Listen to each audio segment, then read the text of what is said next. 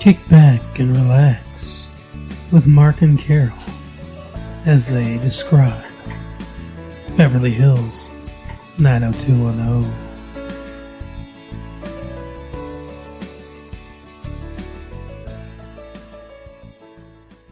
So as you can see, this is a brand new thing, but also sort of an old thing. Carol and I have decided to spin off the 90210 series and do its own series itself, which will come out every Monday, as you can see. We don't have openings for this because these were originally part of the original episodes that we did of Massive Late Fee. So this is a brand new opening, welcoming you to the show. Enjoy this episode of 90210. We watched the first episode of 90210 on the box set. Carol, take us through the first episode of 90210. Thanks again for the box set, sweetie. You're welcome. Okay, so 90210, first episode, we've got Brandon, damn it. Is this the origin of you getting his name wrong? Apparently. Okay, Brenda and Brandon, they just moved to Beverly Hills, and they're getting used to all of the insaneness. They came from the Midwest. Minnesota. Right? They have no accent, but they came from Minnesota. Now, even I could tell that Brenda's outfit was not the right first day of school choice. Like, she was all worried about it, and then she wore, like, the plainest thing she could find. Like, I don't remember what she wore. I'm sure you don't. But, girls, she was wearing a pretty dress. Okay. And she asked Brandon about what she should wear, and then she ended up wearing a frickin' turtleneck and jean jacket to school. Like, what are you doing? Well, first of all, what a person to ask your brother for fashion advice. Second of all, I think jean jackets were, this is 4 years ago when this came out. So we're talking 1990. I assume this was probably filmed in 89. When they started filming the series. Okay. But it premiered in 1990, so 4 years ago. Jean jackets were... I mean, fashion's changed a lot in the last 4 years. Jean jackets were probably more in vogue at that time period? Probably, but, I mean, I didn't see anyone else wearing one. This is Beverly Hills. We saw a girl we saw a girl's ass in a tight miniskirt about 5 times in the opening montage of the school. The camera's taking us around the school, and it's the same girl, always from behind, never saw her face, but she's always just walking somewhere. Yeah, I think the camera guy had a thing for her. Apparently. But I think that she looked fine for her first day of school in the Midwest. Like, if she were going to school here, she'd been fine. Okay. But, yeah, everybody there was dressed, like, to the nines. I mean, they even talk about... Some to the tens. Right? I don't know what that means.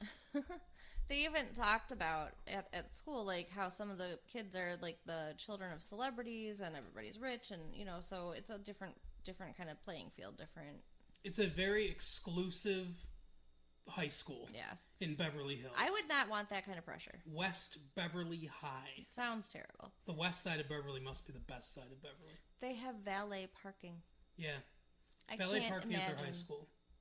We have a parking lot attendant, but he doesn't actually... I guess he's really security, and, you know, he can be bribed with, like, cheeseburgers and stuff, so... Yeah, he's supposed to keep you from leaving campus. Yeah, he does not. Shout out to whatever your name is that lets us leave campus. We love you. Anyway, so there's a party, and again, with the over-the-top, we have money way of doing things. Well, we get some stuff in the school, too, you know. We meet some people. Yeah, I know. Go ahead. Go ahead. Well, are we going in order, or are we just going haphazardly? I don't know. I was lazy, and I didn't take notes. Calling you notes. We meet Kelly and Steve. Steve immediately establishes himself as a huge douchebag. Yeah, he's her ex-boyfriend. Uh-huh. So that's something that we don't really see, you know, any kind of a relationship there now. Can't even imagine it. Yeah. With that terrible perm of his. And she got a nose job. Yeah. I don't think the actress actually got a nose job. No. Unless it's a really, really good nose job. I mean, yeah, I think she's way too pretty. It doesn't look like she had a nose job. You made the comment that she's prettier now than she is when she gets older. Yeah. No, I didn't say that. I said she's prettier when she's older, didn't I? I thought you said she was there was more of a difference now between her and Brenda as far as attractiveness than there was. I was talking about Brenda. Oh, Brenda gets prettier as she gets older. Yeah, well, she looks very young. Yeah. Like, she actually looks kind of like a high schooler. I think most of them were, and then you've got, Andrea, who looks at in the in the beginning. Andrea's mistaken for the teacher in several Right. scenes. Yeah, she looks like she's probably 25. I think they did that on purpose because she's so studious and driven. Mm-hmm. She says she wants to go to an Ivy League school. We know that's not going to happen. Oh, poor Andrea. Andrea, you're going to get knocked up and go to California University or whatever the hell it's called. Yeah, she's pretty invasive too. Like, Brandon wants to work on the school yearbook, and she's running the school yearbook. And she asks him, okay, I have 2 assignments. One, you can go film the girls' swim team. Right.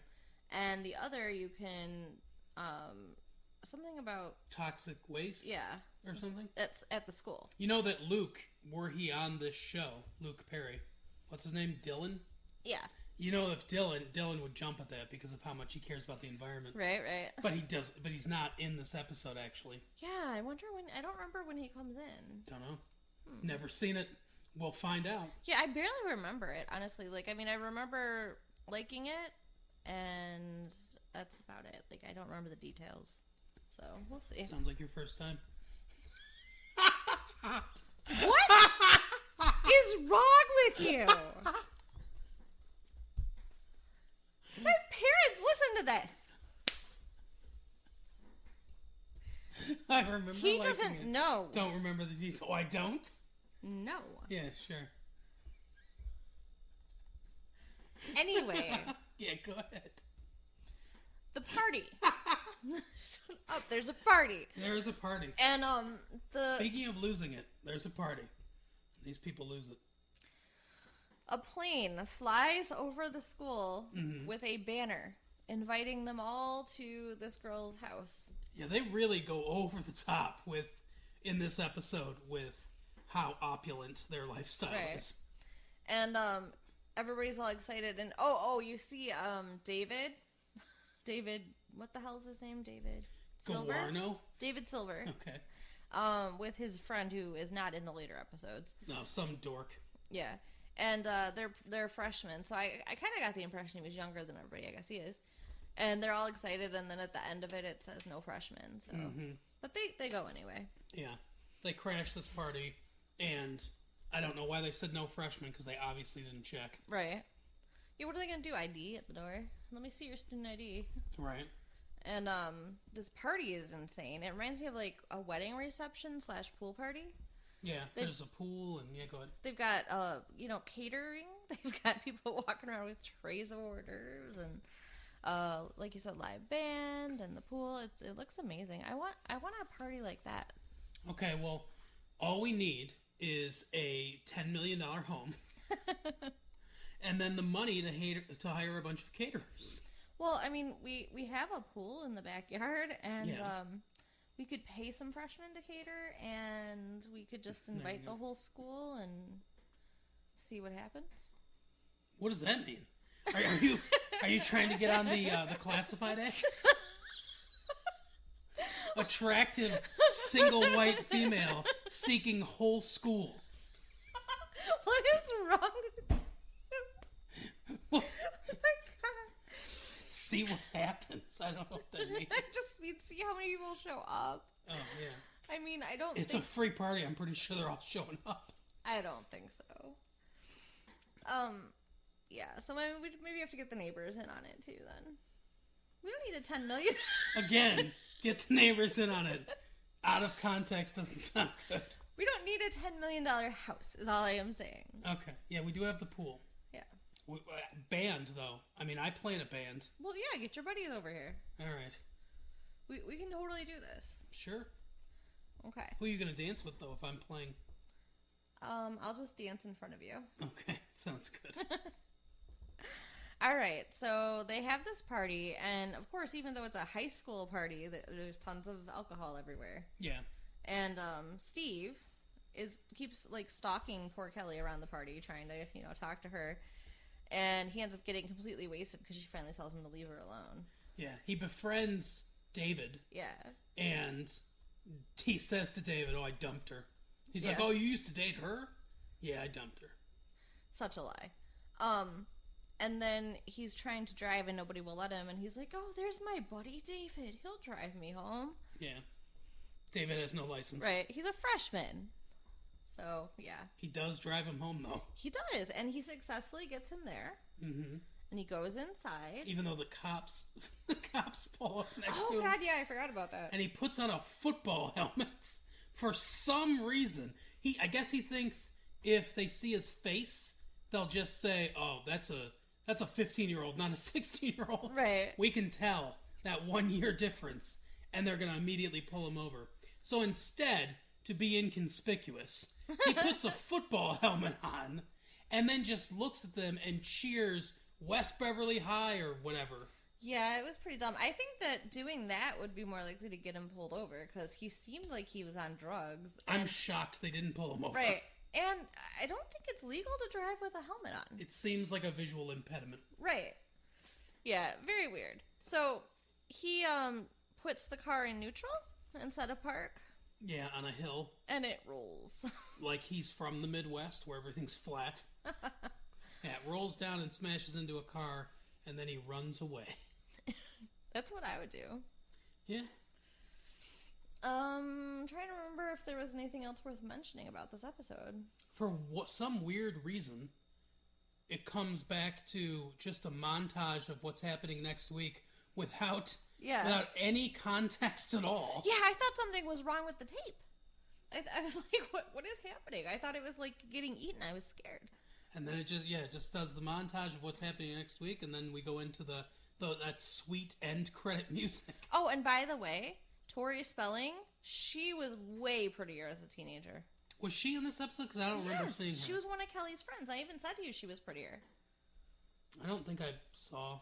Oh my gosh. Well, I'll point her out to you the next episode. Cause did she get a reverse nose job? I don't know what happened. And something to make her eye lazier? It's like her head grew. Her head was not always that big. Oh, weird. Yeah. That happens to the Spelling kids. They find out it's on the day that they see how much money their father makes. Their heads grow 3 sizes like the Grinch's heart. That's the problem. No, I mean, her eye is collecting unemployment. That's how easy it is. You're so mean. Well, she's not attractive, and she's incredibly rich and famous. I think she should be brought down a peg. Just like, what's his name? Steve Sanders, yes. Yeah. Ian Ziering, yeah. Ian Ziering needs to be brought down a peg, too. I think he's already down many pegs. Good luck finding work after this, when you're known as the asshole for the entire series.